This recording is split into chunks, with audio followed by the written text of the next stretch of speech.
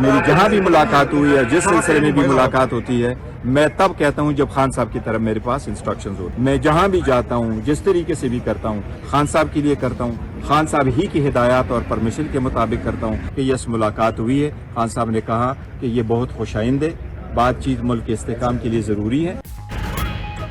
मेरी और अली अमीन गंडापुर की आर्मी चीफ से अलहदगी में मुलाकात हुई। आर्मी चीफ के सामने पीटीआई के तमाम मसाइल और मुतालबात रखे।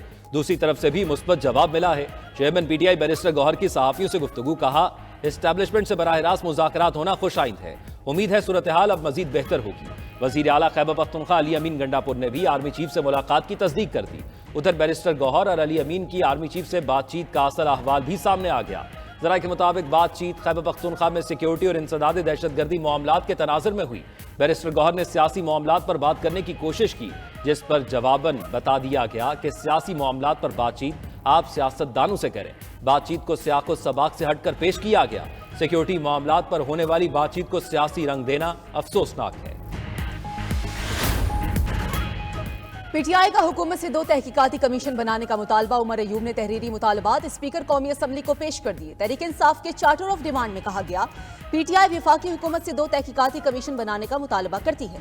पहला कमीशन 9 मई वाकयात और बानी पीटीआई की गिरफ्तारी की कानूनी हैसियत की तहकीकात करे। दूसरा कमीशन 24 से 27 नवंबर तक के वाकयात की तहकीकात करे। इस्लामाबाद में मुजाहिरीन पर फायरिंग की तहकीकात का भी मुतालबा।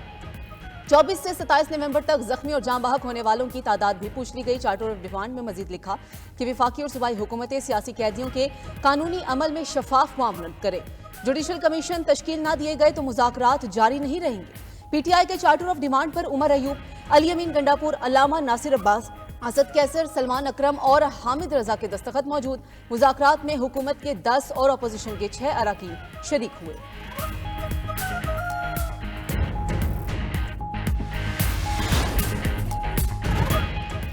पीटीआई का चार्टर ऑफ डिमांड झूठ के सिवा कुछ नहीं, इसका कोई जवाब बनता ही नहीं।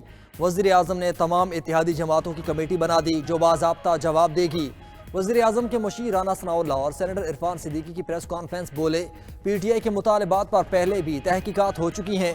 9 मई पर तहकीकात का मामला भी सुप्रीम कोर्ट में है, पीटीआई अदालत से रजू करे। राना सना ने बताया कि पीटीआई ने किसी जख्मी, हलाक या लापता कारकुन का डाटा नहीं दिया। ये सोशल मीडिया पर प्रोपोगेंडा और झूठ के सिवा कुछ नहीं करते। 190 मिलियन पाउंड केस में कोई इबहम नहीं। उम्मीद है कि कल फैसला आ जाएगा। सेनेटर इरफान सिद्दीकी ने कहा कि पीटीआई ने मुतालबात के बजाय हुकूमत के खिलाफ चार्जशीट पेश की है। कमीशन बनाने के लिए 15 TORs भी दिए।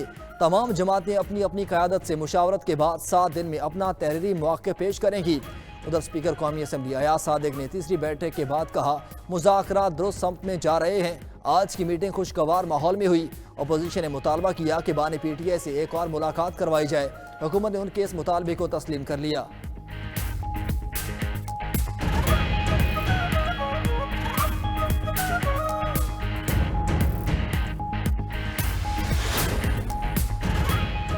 हुकूमत और अपोजिशन की मुज़ाकराती कमेटियों के इजलास की अंदरूनी कहानी सामने आ गई। इजलास में वज़ीर आला अली अमीन गंडापुर का इंतहाई मुस्बत किरदार। हुकूमती मेंबरान भी वज़ीर आला KPK के मौक़िफ़ के मोहतरम।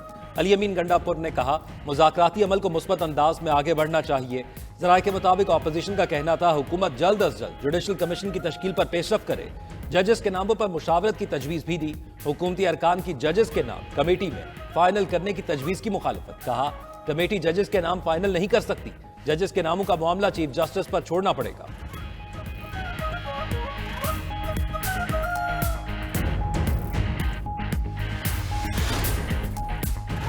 अपोजिशन लीडर उमर अयूब का मुज़ाकराती अमल में स्पीकर कौमी असम्बली पर एतमाद का इजहार। दीगर हुकूमती रहनुमाओं पर गलत बयानी का इल्जाम लगा दिया। मजीद कहा, हमें डील या ढील नहीं चाहिए। हुकूमत कमीशन बनाए, दूध का दूध पानी का पानी हो जाएगा। हमारे तमाम गिरफ्तार अफराद को कानून के मुताबिक रिहा किया जाए। सलमान अकरम राजा बोले कि हम NRO नहीं मांग रहे, अपना हक मांग रहे हैं। साहबजादा हामिद रजा बोले, हुकूमत जुडिशल कमीशन के कयाम पर राजी ना हुई तो आगे मुज़ाकरात नहीं होंगे। अली जफर ने कहा, हुकूमत ने मामला आगे बढ़ाया तो मुज़ाकरात चलेंगे। अल्लामा राजा नासिर अब्बास अपने मुतालबात तस्लीम किए जाने के लिए पुरुमीद।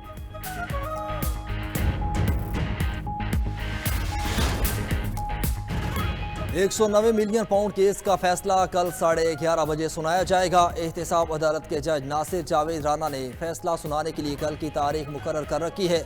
बानी पीटीआई बुशरा बीबी और उनके वकला को पेश होने की हिदायत। उधर अडयाला जेल के बाहर मीडिया से गुफ्तगू में अलीमा खान ने कहा कि बानी पीटीआई को फैसले का इंतजार है। बानी ने कहा है कि कोई डील नहीं कर रहा, तमाम केसेस का सामना करने के लिए तैयार हैं, मुल्क और आवाम की खातिर बातचीत कर रहे हैं, बगैर सबूत जेलों में रखे लोगों को रिहा किया जाए।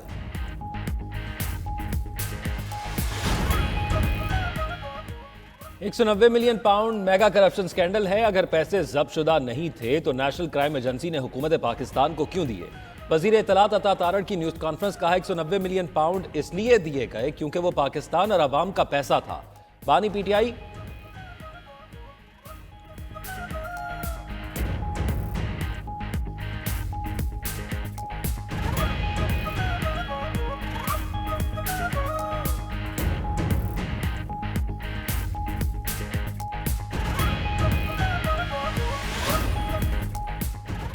सिविलियंस के ट्रायल में शहादतों पर कैसे फैसला हुआ? अदालत ने आपसे मिलिट्री ट्रायल वाले केसेस का रिकॉर्ड मांगा था, अदालत को यह रिकॉर्ड देने से इनकार कर दिया गया। जस्टिस हसन अजहर रिजवी के सिविलियंस के मिलिट्री ट्रायल केस में रिमार्क्स।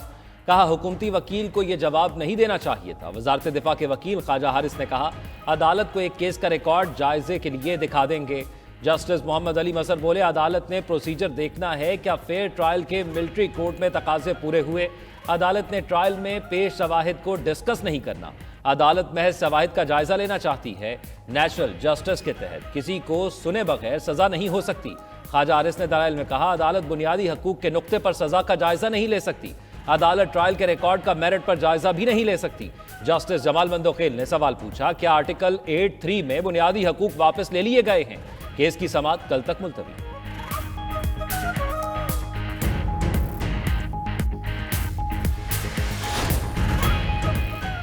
वज़ीर आज़म शहबाज शरीफ का छोटे कारोबार के फरोग के लिए इनकलाबी इक़दाम। वज़ीर आज़म यूथ प्रोग्राम के तहत कर्ज की रकम 5 लाख से बढ़ाकर 15 लाख करने की हिदायत कर दी गई। वज़ीर आज़म की मुल्क भर में छोटे और दरमियाने दर्जे के कारोबार को सहूलियात की फराहमी के लिए तफसीली सर्वे जल्द मुकम्मल करने की हिदायत। कहा कारोबार को दी जाने वाली सहूलियात को बैनुल-अक़वामी तकाज़ों से हम आहंग किया जाए। इस मकसद के लिए तरक्की याफ्ता ममालिक के मॉडल्स का इतलाक़ यकीनी बनाया जाए। SMEs के जरिए मुल्क की बरामदात में इजाफा हुकूमत की तरजीह है।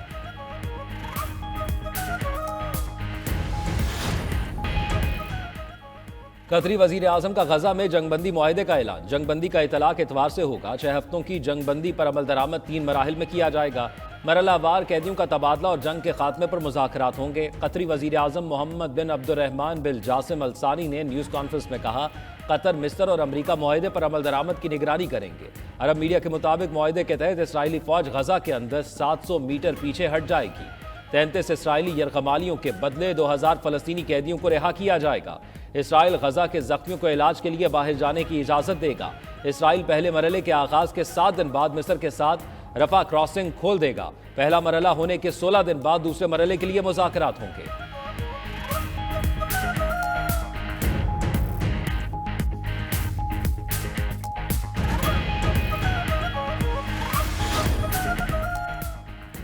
पंद्रह माह 1 हफ्ते की जंग फलस्तीनियों के लिए डरावना ख्वाब साबित हुई।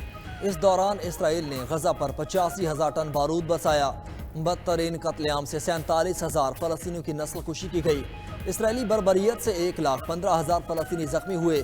बमबारी से तबाह शहरों के मलबों से हज़ारों फलस्तीनियों की लाशें मिलने का खदशा। अक़वाम मुत्तहिदा का कहना है कि गजा से मलबा उठाने में 14 साल से ज़ायद का अरसा लग सकता है। इसराइली बर्बरियत से 20 लाख फलस्तीनी हिजरत पर मजबूर हुए। इसराइली जारियत से गजा में 80% घर, 87% स्कूल, 84% तिब्बी मराकज़ तबाह हो चुके। 6,30,000 तलबा तालीम के हक से महरूम हुए। इसराइल ने हमास सरबराह इस्माइल हनिया को ईरान में शहीद किया। इसराइली फौज से लड़ते हुए यहया अल संवार ने गजा में जामे शहादत नोश किया। हिज़्बुल्लाह सरबराह हसन नसरुल्लाह को बैरूत में शहीद किया गया। पाकिस्तान तेजी से तरक्की की जानिब गामजन। पाकिस्तान आलमी सतह पर दरपेश चैलेंजेस से निपटने की भरपूर सलाहियत रखता है। ग्लोबल रिस्क रिपोर्ट 2025 जारी कर दी गई। रिपोर्ट के मुताबिक पाकिस्तान ने मौशी चैलेंजेस के बावजूद काबिल जिक्र कामयाबियां हासिल की हैं। पाकिस्तान आलमी सतह पर दरपेश गैर यकीनी हालात के बावजूद आगे बढ़ रहा है। पाकिस्तान में आलमी मंजरनामे में अहम खिलाड़ी बनने की भरपूर सलाहियत मौजूद है। रिपोर्ट में मुख्तलिफ शोबों में बेहतरी और मुस्बत पेशरफ्त की निशानदही भी की गई।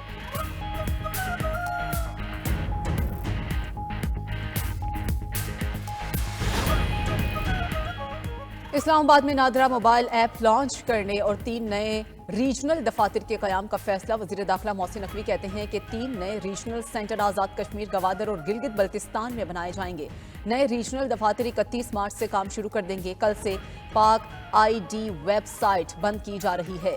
जालसाज अनासिर शहरियों की जाती मालूमात हासिल करके उनका गलत इस्तेमाल कर रहे हैं। वजारत दाखिला और वजारत खारजा ने जालसाज अनासिर का सख्ती से नोटिस लिया है।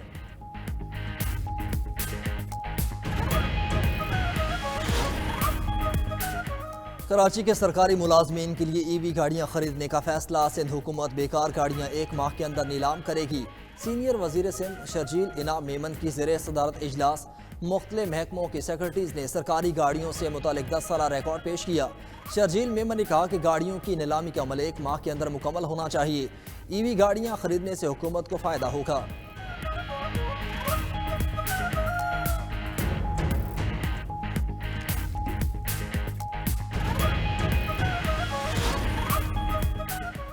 गवर्नर पंजाब सरदार सलीम हैदर खान से मुख्तलिफ वफूद की मुलाकात, मुख्तलिफ मसाइल से आगाह किया। इस मौके पर गवर्नर पंजाब ने कहा, पीपल्स पार्टी ने हमेशा मजदूरों और गरीब तबके के हकूक के लिए आवाज़ उठाई।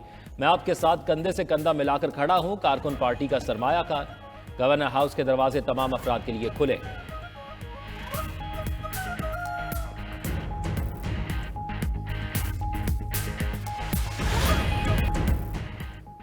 अमरीकी शहर लॉस एंजल्स में लगी आग पर काबू पाने की कोशिशें। अमरीकी मीडिया के मुताबिक एटन की आग पर 45% काबू पा लिया गया। जुम्मे को हवाओं की शिद्दत कम होने से फायर फाइटर्स को रिलीफ मिलेगा। अगले हफ्ते तक आग ना बुझी तो इस पर काबू पाना मजीद मुश्किल हो जाएगा। लॉस एंजल्स फायर डिपार्टमेंट में अमला ज़रूरत से इंतहाई कम है।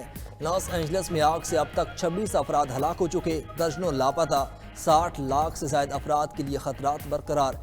1 करोड़ 70 लाख अफराद को आलूदगी से खतरा है। हेल्थ एडवाइजरी जारी। लॉस एंजल्स की मेयर कैरन बॉस का कहना है, तेज हवाओं से आग दोबारा भड़कने के खतरात मौजूद हैं।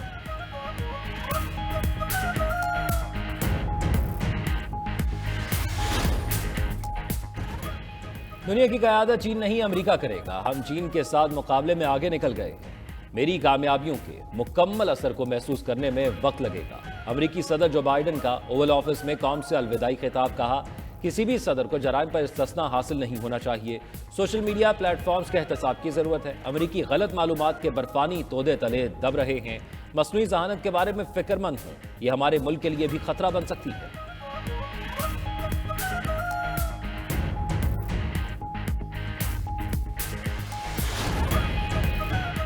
रूस का यूक्रेन को मिसाइल हमलों का जवाब। यूक्रेन पर 40 मिसाइल और 70 से ज्यादा ड्रोन्स बरसा दिए गए। यूक्रेन में पावर स्टेशन तबाह होने से कई इलाकों की बिजली बंद हो गई। उधर जर्मनी ने यूक्रेन को 62 मिलियन यूरो की लागत के 60 तैयारा शिकन मिसाइल भेजने का ऐलान कर दिया।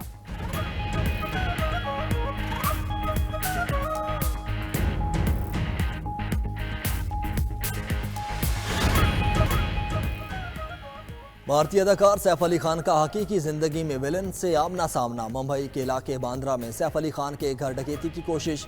मज़ाहमत पर चाकू के वार से भारतीय अदाकार जख्मी। मकामी अस्पताल में फौरी सर्जरी, हालत खतरे से बाहर है। मुलजिम रात को डकैती की नीयत से घर में दाखिल हुआ, मज़ाहमत पर फरार हो गया।